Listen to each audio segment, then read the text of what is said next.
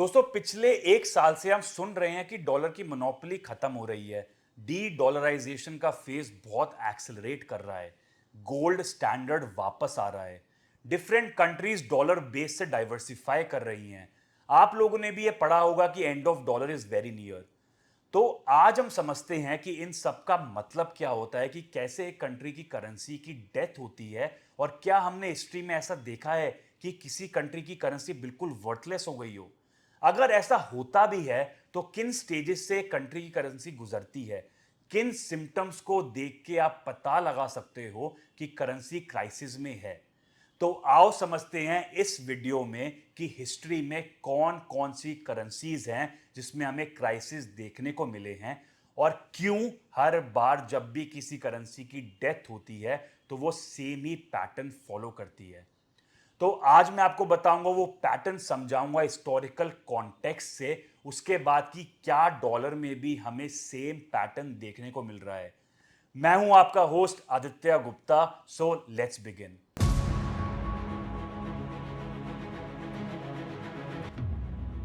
दोस्तों हर देश जब क्राइसिस में आता है, जैसे वॉर हो, इकोनॉमिक स्लोडाउन हो, या फिर कर्जा रीपे करना हो, तो गवर्नमेंट के पास चार ऑप्शंस होते हैं।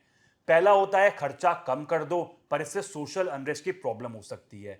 दूसरा ऑप्शन होता है कि अपने डेट पे डिफॉल्ट ही कर जाओ, पर उससे फ्यूचर बोरोइंग में प्रॉब्लम आ सकती है। तीसरा ऑप्शन होता है टैक्स टैक्स बढ़ा दो। चौथा ऑप्शन होता है कि और पैसे प्रिंट कर दो, तो गवर्नमेंट चूज करती है easy option, that is print more money. लेकिन इतिहास गवाह है, जब भी कोई गवर्नमेंट पैसे छापकर प्रॉब्लम सॉल्व करती है तो एक काउंटडाउन शुरू होता है, जो है करेंसी डेथ का countdown. German mark, Soviet rouble, Zimbabwe dollar, Venezuelan bolivar, सबने एक पैटर्न फॉलो करा, जिसके बाद ये सारी की सारी करेंसीज वर्थलेस हो गई। और अब वही पैटर्न यूएस डॉलर में दिख रहा है। दुनिया के सेंट्रल बैंक यूएस से दूर जा रहे हैं, मतलब डॉलर को डंप कर रहे हैं। इतना कि ग्लोबल रिजर्व्स इन डॉलर 70% से गिर के 55% रह गया है। चाइना, रशिया, इंडिया सब एक नया सिस्टम बना रहे हैं ताकि वो डॉलर को बाईपास कर सके। तो आओ समझते हैं करेंसी डेथ के 6 स्टेजेस क्या होते हैं। और सबसे पहली करेंसी जर्मन मार्क और सबसे लेटेस्ट करेंसी वेनेजुएलन बोलेवार कैसे मरे, और आज यूएस डॉलर किस स्टेज पर है, और आगे क्या हो सकता है। तो दोस्तों जब भी किसी करेंसी की डेथ होती है, मतलब करेंसी पे से विश्वास उठ जाता है, तो वो 6 स्टेजेस से होके निकलती है। Stage 1 is trigger and response. जब सरकार कोई भी इकोनॉमिक प्रॉब्लम फेस करती है, चाहे वो वॉर हो, रिसेशन हो, या कर्जा बढ़ने की प्रॉब्लम, तो गवर्नमेंट इससे निकलने के लिए एक इजी ऑप्शन चुनती है, मतलब पैसा छापने की मशीन शुरू करती है, और सबको लगने लगता है प्रॉब्लम सॉल्व हो गई। लेकिन इधर से डाउनफॉल की शुरुआत होती है, क्योंकि इससे हम पहुंचते हैं स्टेज 2 पे, जो है इन्फ्लेशन, मतलब प्राइसेस बढ़ना। प्राइसेस बढ़ने लगते हैं, पहले 10%, फिर 20%, फिर 50%। और सरकार बोलती है टेम्पररी है, लेकिन प्राइसेस के बढ़ने की वजह होती है एक स्ट्रक्चरल शिफ्ट, मतलब ज्यादा पैसा बाजार में आ जाना। जब ज्यादा पैसा भागेगा लिमिटेड सप्लाई ऑफ गुड्स के पीछे, तो क्या होगा, कीमत बढ़ना शुरू हो जाएगी। इससे हम पहुंचते हैं स्टेज 3 पे, जो है लोगों का भरोसा टूटना। लोग समझने लगते हैं कि उनके पास जो पैसा है वो वैल्यू लूज कर रहा है, मतलब जो चीज पहले उनके 100 रुपए में मिलती थी, अब वो 150 रुपए में मिल रही है। तो लोग कैश रखना अवॉइड करने लगते हैं और खरीदना शुरू करते हैं गोल्ड, प्रॉपर्टी, या फॉरेन करेंसी जिसमें वैल्यू सेफ रहे। जनता बोलने लगती है पैसा जल्दी खर्च दो, क्योंकि कल चीजें और महंगी हो जाएंगी। ये देखते ही देखते हम आ जाते हैं स्टेज 4 पे, जो है कैपिटल फ्लाइट। मतलब अमीर लोग या कंपनीज अपना पैसा देश से निकालने लगते हैं, डॉलर, यूरो या गोल्ड में शिफ्ट करते हैं, और यहां तक फॉरेन इन्वेस्टर्स भी अपना पैसा हटाने लगते हैं देश से, जिससे करेंसी और ज्यादा गिर जाती है। पर कैसे? क्योंकि जब बाहर पैसा इन्वेस्ट करोगे तो करेंसी चेंज करवाओगे, और इससे ही करेंसी की सप्लाई और बढ़ेगी और उसकी वैल्यू और ज्यादा गिर जाएगी। अब जब करेंसी की वैल्यू इतनी गिर जाती है, तो हम पहुंचते हैं स्टेज 5 पे, जो है हाइपर इन्फ्लेशन। ये वो स्टेज है दोस्तों जब प्राइसेस डेली बढ़ रहे होते हैं, जैसे एक दिन में डबल हो गए। सिचुएशन इतनी खराब हो जाती है कि एक रोटी खरीदने के लिए भी थैला भर के कैश लगता है, मतलब पेंशन, सेविंग सब जीरो। और फाइनली आता है स्टेज 6, मतलब करेंसी की डेथ। ये वो स्टेज है जिसमें लोग करेंसी लेना ही बंद कर देते हैं। तो या तो नई करेंसी को लाना पड़ता है रिप्लेस करने के लिए, या फिर फॉरेन करेंसी यूज होने लगती है और पुरानी करेंसी बस एक यूजलेस पेपर बन के रह जाती है। मतलब गेम ओवर। अगर ये स्टेजेस क्रिस्टल क्लियर हो गए हो तो आज पहले एक बड़ी करेंसी की डेथ की कहानी सुनते हैं, जो है जर्मन मार्क। इसको ध्यान से सुनना और हर स्टेज से रिलेट करना जिसके बारे में हमने बात करी है। तो शुरू होता है 1914 में वर्ल्ड वॉर वन। जर्मनी ने इस वॉर को फंड करने के लिए उधार पे लिए पैसे थ्रू बॉन्ड्स, लोन, और फिर जब वॉर खत्म हुआ तब तक जर्मनी बिल्कुल टूट चुका था। कर्जा आसमान छू रहा था और वॉर के डैमेजेस भी पे करने थे ट्रीटी ऑफ वर्साई के बाद to France, UK, Belgium and so on, जो एलाई कंट्रीज थी। इकोनॉमी बिल्कुल खत्म और टैक्स रेवेन्यू जीरो। तो सरकार ने क्या किया? स्टेज 1 वापस आया, ट्रिगर का रिस्पॉन्स लिया, पैसा छापने की मशीन शुरू करके सोल्जर्स को पे किया और वॉर डैमेजेस पे करना शुरू करा, और सबको लगा बहुत ही अच्छा है, काम चल रहा है। फिर अगेन आता है स्टेज 2, जो है इन्फ्लेशन। 1920 तक प्राइसेस बढ़ने लगते हैं, 10%, 20%, फिर 50%, और सरकार ब्लेम करने लग जाती है ऑपोजिशन को कि ये एलाइज की वजह से हो रहा है, बिकॉज हमें उनको पैसे देने पड़ रहे हैं। फिर अगेन आता है स्टेज 3, मतलब कॉन्फिडेंस टूटना। 1922 तक तो लोग समझ जाते हैं कि ये टेम्पररी नहीं है, और लोग सैलरी मिलते ही दौड़ने लगते हैं मार्केट की तरफ कि कुछ भी खरीद लो वरना कल महंगा हो जाएगा। फिर स्टेज 4 की बारी आती है, जो है कैपिटल फ्लाइट। अमीर लोग अपना पैसा स्विट्जरलैंड और अमेरिका भेजने लगते हैं, जर्मन मार्क्स त्यागने लगते हैं, और करेंसी की सप्लाई बढ़ती है, मतलब वैल्यू और गिरती है। देखते ही देखते पहुंचते हम स्टेज 5 पर, जो है हाइपर इन्फ्लेशन।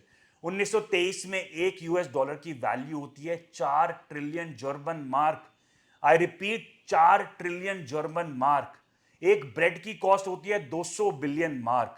लोगों को व्हील बैरो में कैश लेके मार्केट जाना पड़ता है। इतनी खराब सिचुएशन कि रेस्टोरेंट में खाने के बीच में ही प्राइसेस बदल जाते हैं, और देखते ही देखते आता है stage 6, that is the death of currency.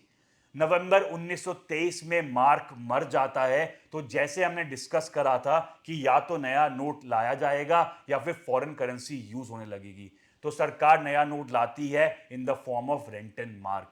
लोगों को ऑप्शन दिया जाता है, पुराने मार्क को कन्वर्ट करवाओ रेंटन मार्क में, और कन्वर्जन रेट रखा जाता है 1 ट्रिलियन पुराने मार्क को दो एक रेंटन मार्क नोट के लिए।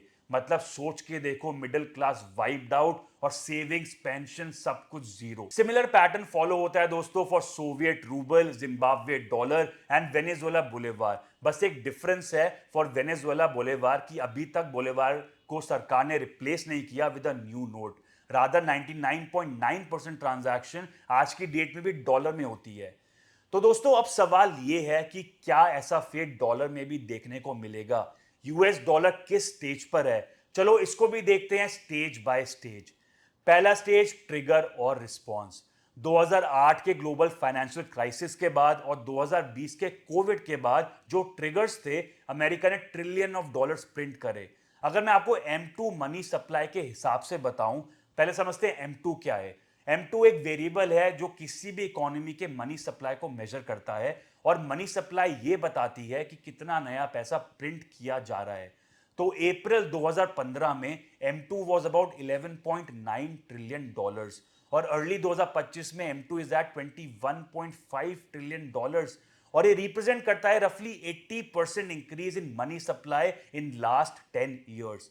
एक्सपर्ट्स ये प्रिडिक्ट कर रहे थे कि यूएस की इकोनॉमी रिसेशन में जाएगी पोस्ट कोविड, जो देखने को नहीं मिला थैंक्स टू मनी प्रिंटिंग, जिसके थ्रू फेड ने मैसिव फिस्कल सपोर्ट दिया आम जनता को। फेडरल रिजर्व ने इस प्रिंटिंग को नाम दिया है क्वांटिटेटिव ईजिंग। सुनने में काफी फैंसी लगता है पर काम वही है, नोट छापना। फिर हम देखते हैं स्टेज 2, जो है इन्फ्लेशन।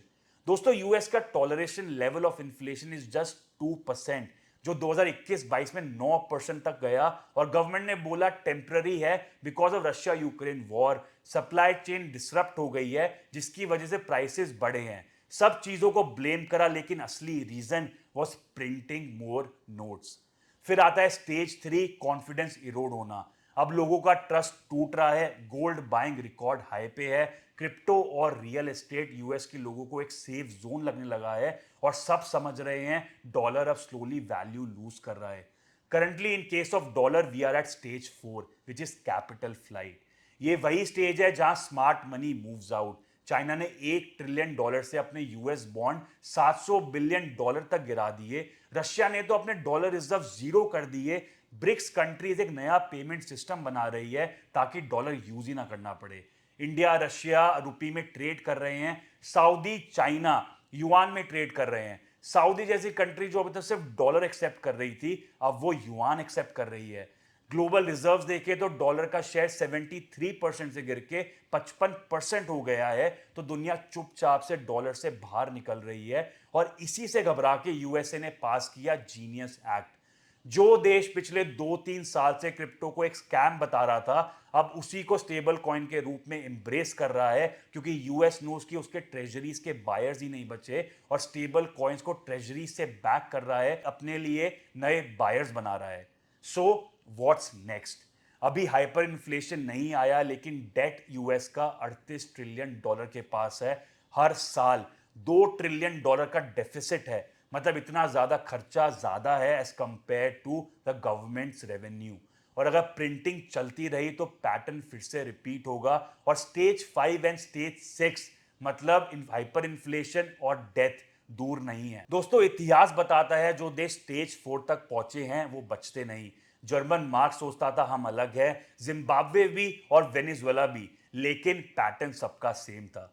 तो क्या यूएस डॉलर भी अपनी डेथ की तरफ बढ़ रहा है? क्या दुनिया एक नए फाइनेंशियल ऑर्डर की तरफ जा रही है जहां गोल्ड, कमोडिटीज या डिजिटल करेंसीज ही रूल करेंगे? हिस्ट्री रिपीट होती है, बस इस बार पूरी दुनिया देखेगी लाइव। कमेंट करके जरूर बताओ आपको क्या लगता है, डॉलर बचेगा या स्टेज 5 उसका इंतजार कर रहा है। और अगर आपको ये वाली वीडियो इंफॉर्मेटिव लगी हो so don't forget to like, subscribe and share, ताकि हमें और ज्यादा हौसला मिले कि हम और बेटर वीडियोस आप तक लेके आ सके in a short span of time. Till then, thank you, take care, जय हिंद।